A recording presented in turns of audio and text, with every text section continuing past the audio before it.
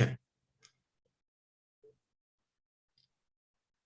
So hi everyone, this is a.daly and Kwaku Adu Amankwa from Strathclyde University, and we're going to be giving an interdisciplinary perspective on intellectual property, technical protection measures and digital manufacturing supply chains to answer the question, we hope, of whose digital property is it anyway when these digital supply chains are used for distributed manufacturing, particularly with additive manufacturing techniques or 3D printing, and the IP issues that arise, and the use of technical protection measures as a means of securing IP within those supply chains. And we're going to give a perspective from legal studies, which is me, and engineering, which is Kwaku.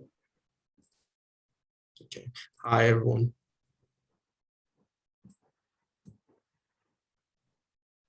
So this is an overview of the presentation. We'll give some introductory statements and clarifications about some of the concepts that we talk about, particularly IP and digital supply chains, either digitally enabled or digitally transformed.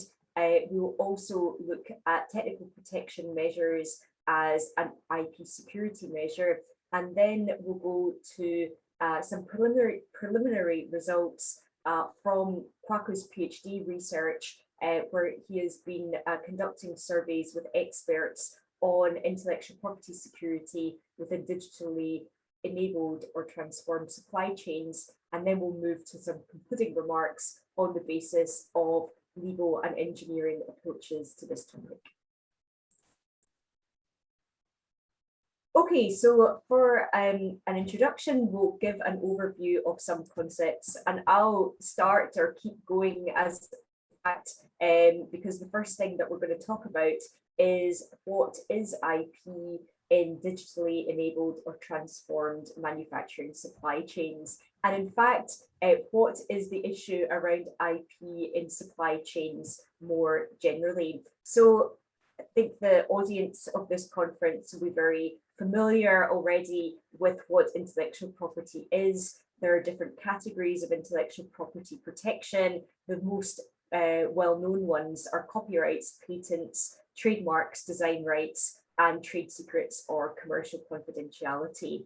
As many of the audience will know, some of these require registration with, in the case of the UK, the Intellectual Property Office, or the equivalent in other jurisdictions for the particular IP right to come into existence. So in particular, patents or registered trademarks would be examples, but other forms of IP rights don't actually require this form of registration and exist when they become manifested in some form.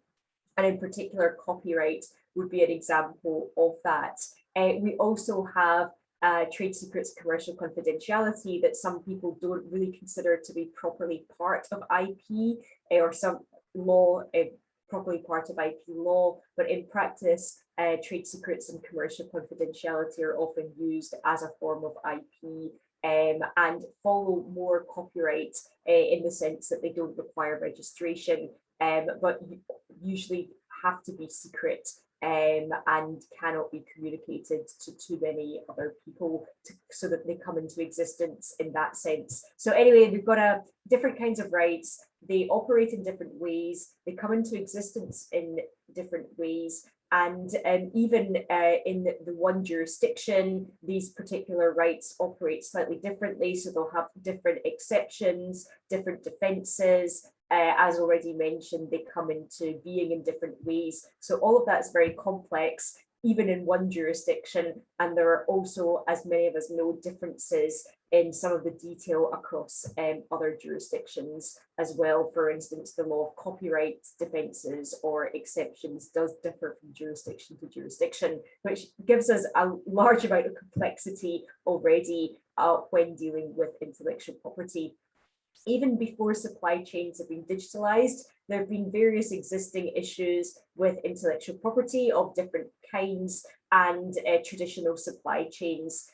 So issues around for instance, the manufacturer of a particular product, maybe engaging in counterfeiting, that they have the designs to make a particular product that have been sent from another actor in the supply chain, and they do a kind of legitimate shift and then an illegitimate shift of the using the factory for manufacturing. So already there have been issues around counterfeiting, or even fully kind of informal or counterfeiting supply chains illegally or to produce objects and products that are not endorsed by the IP owner. But with digitalization of these supply chains, we have more concerns about the use and abuse of intellectual property, and even discussions around digitalization and distributed manufacturing, and particular 3D printing, whose proper name is additive manufacturing, in some ways rendering intellectual property redundant because it cannot be enforced properly anymore, and more people have the ability to make particular items that would have been too difficult to make before. So there's been a lot of concern about this, and excitement from other quarters, but in fact the picture is much more complex with regards to the relationship between digitalization, distributed manufacturing, and intellectual property. And I've explored some of this in my own previous research.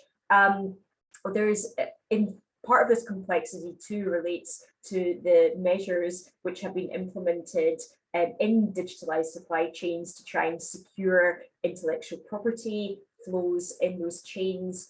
So digital rights management, technical protection measures are technical means which have been used to secure intellectual property. But again, I'm sure many of us will be aware that in previous digital technologies, and particularly content, digitalized content supply chains, there have been enormous problems using TPMs, for instance, in ways that don't recognize legitimate uses of intellectual property by people other than the owner, and also maybe do not work in the same way or appropriately across different jurisdictions. I'm going to hand over to Kwaku now to talk more about the supply chains from the more engineering perspective. All right, thank you, Angela. So as Angela has described, there are some IP issues, but let's step back into what are the digitally enabled or transformed supply chains. So by the nature of what we are describing, we subscribe to the description as generally a manufacturing supply chain, which is highly integrated with the exchange of product information and other supporting data within the digital space. So there is some activity that takes place within the digital space on top of the physical products or services that we see, in order to fulfill that fundamental requirement of an integrated flow of resources used to make the physical product or deliver the physical service. So with this, what we are trying to say is the supply chain now becomes digitally transformed, and then it's actually not just transformed, but it's actually sometimes also enabled in a manner that's a physical or a traditional supply chain may not be able to keep up with, in terms of the large volumes of data that would be exchanged in this situation. Now, if we take also the aspect of digitalization, most of the time with such processes, there's an identifiable nature of the task or the product. So therefore, like we see sometimes with product deliveries, we are able to track locations of our products, even from factory to our doorstep. And even sometimes when we are unavailable, there can be evidence showing it has been given to our neighbor. So this is more of the enablement that comes with the digital supply chain. However, as Angela has also rightfully raised, and we already have the issues of existing supply chains with things about counterfeiting, but interestingly, with the digitalization of the supply chain, it also introduces more accessibility for malicious actors to be able to tap into sensitive information and sometimes disrupt production, or even sometimes undertake what we call adulteration, so modifying without the knowledge of the IP owner of the products. So therefore, we are going to look at it from more of the cyber physical security perspective. So looking at both digital and physical states with these supply chains. Okay, next.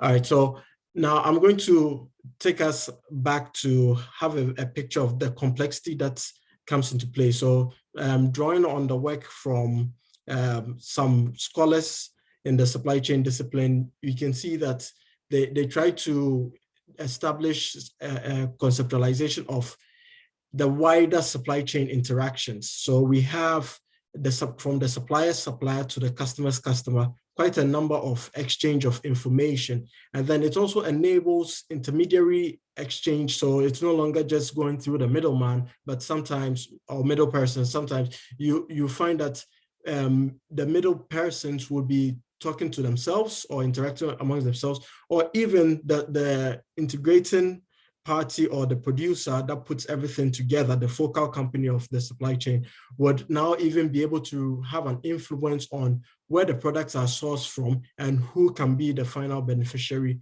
of their product. It also goes to show that there are some parties that would not be directly involved. Now, if we talk about digitization, will not be directly involved in handling the products, but then they would be indirectly supportive or contributing towards the ultimate goal of flowing the supply chain from source to an predetermined beneficiary, as you see in the next action. Yes, so as you can see, so it loops from ultimate supplier eventually to ultimate customer. And this fundamental thing has not changed, only that with digitalization and digital enablement and transformation, now we have introduced new ways to exchange and track that data. Okay. So some of the benefits of using a digital, or the impact of digitally enabled or transformed manufacturing supply chains include having, as we've talked about, having better visibility over the products that are being transferred or handled throughout the supply chain, and then also the ability to augment resources for collaboration. Nevertheless, we've also raised the aspect of security that actually exposes people or actors in the supply chain to all sorts of vulnerabilities. Therefore, your risks are no longer just contained by the focal company which has the most influence, but your supply chain is only as strong as the weakest link in there who may be exposed to such security issues. Okay. Right, so now talking about technical protection measures. So generally we said we are looking at it from cyber physical asset security. So we want to draw your attention to some of the key aspects of cybersecurity, but a little bit of an extension to include aspects like authentication. So determine who is the rightful person to be accessing the data, confidentiality, so sensitive information that should not be divulged or made open to an unauthorized person, integrity, ensuring that the nature of the data or the content being produced is exactly as it's supposed to be without tampering, and availability, so talking about disruptions in the flow where we can ensure that the service or the fundamental purpose of moving the product and also exchange of information is not cut off unwantedly. So the TPMs have been applied traditionally with copyright. However, in the current state, it has been extended to manufacturing, and therefore, as Angela said, it can sometimes be overly restrictive because of the nature of it being coded as a technical protection measure. It may find it difficult to adjust to the exemptions that intellectual properties acknowledge in different jurisdictions. Okay. Right. So if we're taking an IP assets management lifecycle, so we take from beginning to end, where an idea is, there's an inception of an idea, it's eventually manifested through a creation, and then there's an assessment on whether to protect it or whether it can be protected. Once protection is granted or efforts are made to protect it, it's put into use for the benefit of be it the owner or the generator of the IP, as well as the users of the IP. Now you can see there's a feedback loop, so there's always going to be some interaction, especially with registered forms of protection, to determine should we continue protecting it or do we just open it up and finally retire it. So if we move to the next, you see that actually, yes, please, if you can move on. So actually we see that now applications, most of the time, because of a technical protection measure, our thoughts is that application should be only in the protection and utilization stage. But as we've described in the previous slide, you see that actually now the scope is extended across the entire life cycle to ensure that there's protection, as you can see in the next slide. Okay. All right. So then we shall move into some empirical insights. Yes, so over to you, Angela. Okay, well, actually, I'm kind of introducing more Kwaku's own PhD research, but I wanted to just say a few words about how it fits in more generally to the body of research in this area, and also talk a little bit about the aims and limitations as well. So in short, there's been a lot sort of said about IP, 3D printing, additive manufacturing, and increasingly distributed manufacturing, about the extent to which this is going to be disruptive for IP or conventional IP uses and forms of protection, or to what extent there will be new enclosures of knowledge in these systems through the use of IP, and in particular the use of IP security measures, in particular things like technical protection measures. However, there's not been a lot of empirical research on what is actually happening within sectors and professions where they are actively involved in these supply chains and the use of additive manufacturing and other forms of distributed manufacturing. So in Kwaku's work aims to provide or shed some light on what is actually happening, what kind do people who are involved in digital supply chains, how do they use IP? Do they use IP? What kinds of IP do they use? Do they see IP as a barrier or an enabler or something else to the uses of digital supply chains? And how do they secure intellectual property in these chains as well? In Kwaku's work, he has a particular interest in the use of digital supply chains to make spare parts for repairs. IP lawyers will know that this is an incredibly thorny issue for intellectual property law, or in many jurisdictions, about the extent to which spare parts, and actually also competition law as well, the extent to which it is legal to make spare parts for different products, and what the IP and competition law perspectives might be on that.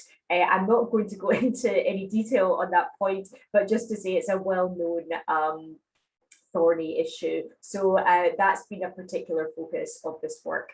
Kwaku so far has had 26 participants from different professional backgrounds and who come from the UK, EU and US.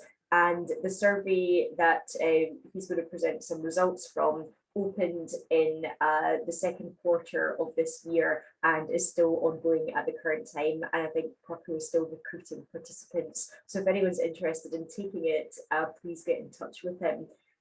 Some limitations of the survey, he's been looking at for experts rather than, for instance, the general public, and has been engaging in propulsive sampling and snowballing recruitment techniques, in particular using LinkedIn profiles. And so, of course, there may be some biases in these techniques and in the answers given for various reasons. But I think these are all kind of fairly well-known limitations of the use of this kind of technique.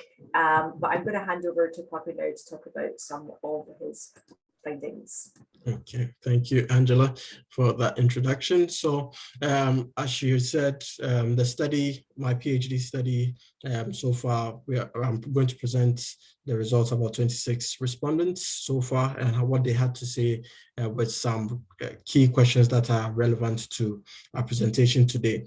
Now, given a distribution on the demographics of participants, we see a majority of the respondents are 7 in either a managerial role or in an engineering role. We have fewer representation from lawyers, and then we also have some academics in the form of professors participating in the study. Okay.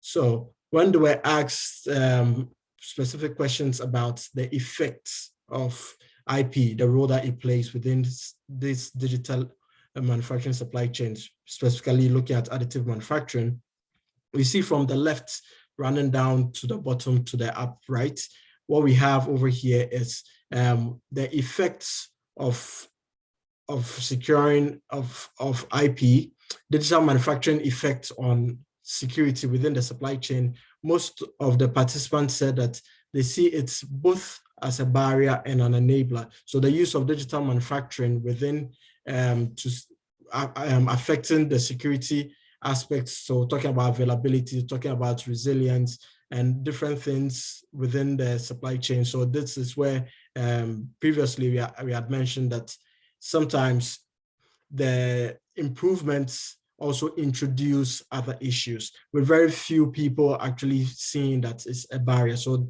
there's somewhat positive views about it, but there's also mixed views about saying that it's acting as a double-edged sword. Now, if we look at the IP the effects IP has on digital manufacturing within the supply chain, it was quite interesting to discover that not a majority saw it as a barrier, but we can see, in fact, both people see it as both as a barrier and enabler, and even distribution for the participants who selected it as a barrier, as well as participants also selecting as an enabler. Therefore, showing that there's still some lack of clarity on what is really, or uncertainty on what is really happening when IP is coming into this evolving domain. So as to whether it's helping or it's actually causing problems. Now, the last two, so when efforts are made to secure that IP, they've already seen that it's both a barrier and enabler. Now, if they make efforts to secure it, it's also seen significantly that it's also serving both a barrier and enabler because of issues about potential over restricting innovation or stifling innovation within that context. Nevertheless, we also want to, it also aligns with the belief that people have put in efforts to develop these intellectual creations, so they have to find a way to be able to safeguard it so they can benefit from it eventually. And when the question was asked about specifically for replacement parts, we can see that still a majority of participants feel that it's both a barrier and an enabler. However, we see a significant chunk saying they neither see it as a barrier or an enabler in that sense. So there's still lack of, as Angela said, lack of clarity in that area on whether we are exposed or not. Okay, so next, please. So when participants were asked specifically what would they opt for, if in terms of IP strategy securities, what their preference was. So just so that you're clear, the results that you're seeing over here, the percentages are a representation of the number of participants, which is the 26. So each participant could select multiple options. And therefore we see over here that quite a majority of participants would opt for technical protection measures or technical strategy, and then secrecy before even legal protection. And interestingly, we still have some participants of the view that there should be unrestricted protection, or even in certain instances, the least, the minority saying, well, we feel you should just disregard it, do nothing about it, and allow it to develop on its own. Okay. Now, when asked about the supply chain actors that they believe pose a concern for intellectual property security, once again, this, because participants could select more than one out of the 26, what we have over here is quite a majority believe that service providers are one of the major areas of concern based on the nature of knowledge that they may be creating and also the IP that they may be handling under contract, as well as sometimes being a malleable or a suitable point for targets or to retrieve that information, as well as involuntary declaration or divulging of information that they've learned from one customer and then would be applying it into another customer. So talking about IP over there. Now, next we have the suppliers and the makers of the products are seen as the next almost par. And then the least of the concerns for the participants were actually the downstream, so the customers, contrary to sometimes what we've seen in literature about how rampant IP is going to be infringed because now the technology will allow anyone and everyone down the supply chain to make products. So it looks like participants feel that that is the least of the issues for them, but nevertheless, a selection over there shows that there is still some concern about that area. Okay.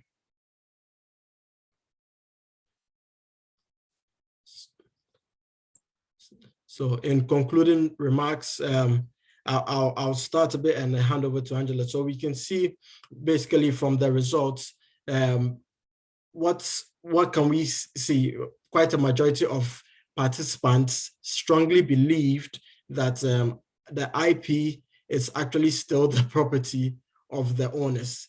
Nevertheless, they actually express concern of the nature of the different actors who may be interacting with their IP and may not have the interest of the owners in making efforts to secure it. And we also see that quite a number of the participants still see IP as both a barrier and an enabler, especially with digitalization of the supply chain. So it brings about a little bit of confusion on whether we are in the green or we are in the red, and it creates a gray area.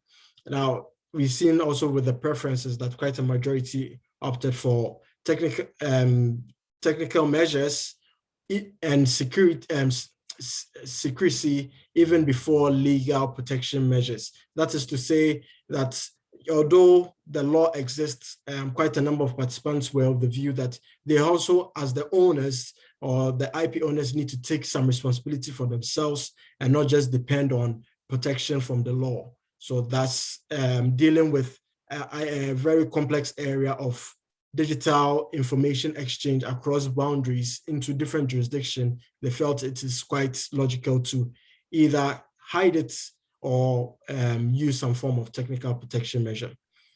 And finally, we see that most of the threats were seen from service providers who are coming to support the flow of product information or service information throughout the supply chain, but may also be the actual source of concern on whether information will be leaked or intellectual property may be misused or misappropriated through their channels.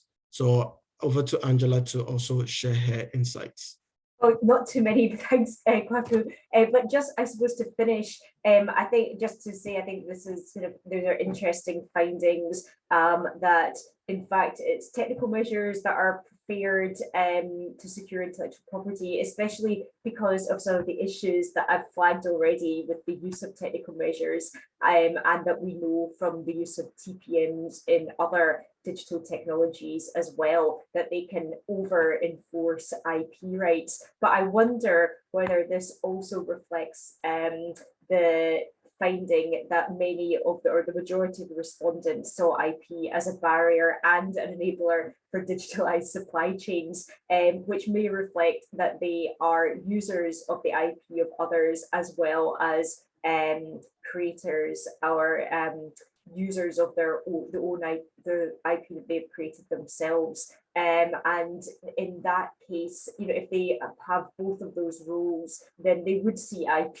as a barrier and an enabler, but nevertheless, they still have a preference for technical protection measures to secure the intellectual property, even if, I guess, if TPMs are used in a way which limits and restricts IP exceptions, that can be disadvantageous for them if they're using the IP of others. So I guess I think this points to some of the complexity and really are topics I would like to see explored more, either in Kwaku's work or in other research done, because I think that this sort of shows how I don't want to say complex again, but complex the whole field and environment is, and it's not, I wouldn't say, very well understood, certainly by academics, and probably not by legal academics either. And I just would also say that I think it's very interesting that compared to the public or end users, who've often been viewed as the threat to IP in the literature with regards to the use of things like 3D printing. In fact, our respondents found that are considered other service providers rather than end users or the public to be the bigger threats to IP protection.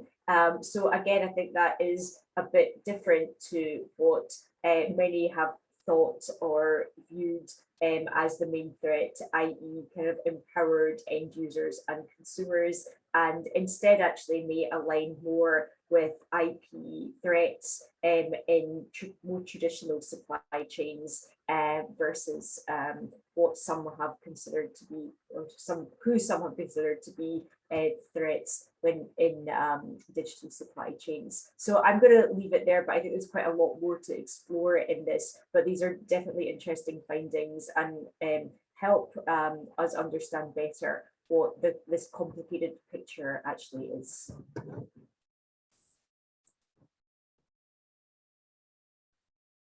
Yeah, so I would just like to say thanks very much from me. And thank you too from me as well. And we look forward to hearing from interested participants who would like to also contribute to the study.